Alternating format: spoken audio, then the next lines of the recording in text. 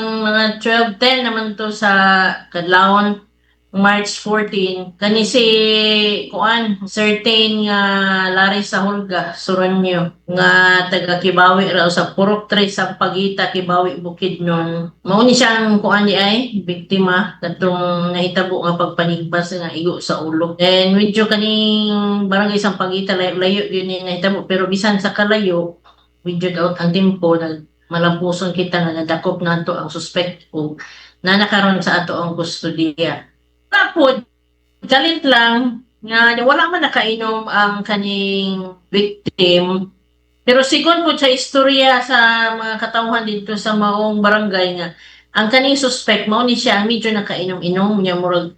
nagsingita ba gitawag niya ang biktima so nigawas wala poy hunahuna niya nga unsa ba niya na ano man niya dalang sundang kalit lang siya gitikbas igo sa iyahang left side niya sa iyang ulo, left side diri sa iyang murag duol sa iyang agtang ba ulo. Pero Mm. naanahin naman karon sa luwas nga kahimtang ang biktima. Kung ano sila, brother-in-law niya ang biktima sa suspitsado. Iyan yung brother-in-law tingali, masig na ay mga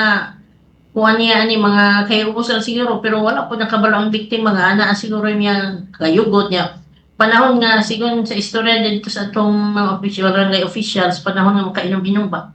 mao po'y sakit aning kuan nga murag ga pangharas aning kuan aning biktima nadakpan ni siya pero siyempre nagpatabang mi ni kapitan kay kuan ba gabi nang kadlaw paingon na sa kadlawon niya nagtabang yapon ang barangay ato ang mga volunteers ang ato ang na mga tanods, barangay tanods, labi ng mga barangay officials pag-identify ani kay kanang ningon manggod ni nga ni action siya si Batbat so naapoy gaatang diri sa ubos basig manakayan ba ubas asa siya pero fortunately nakuha ra siya dito sa area narap ko dito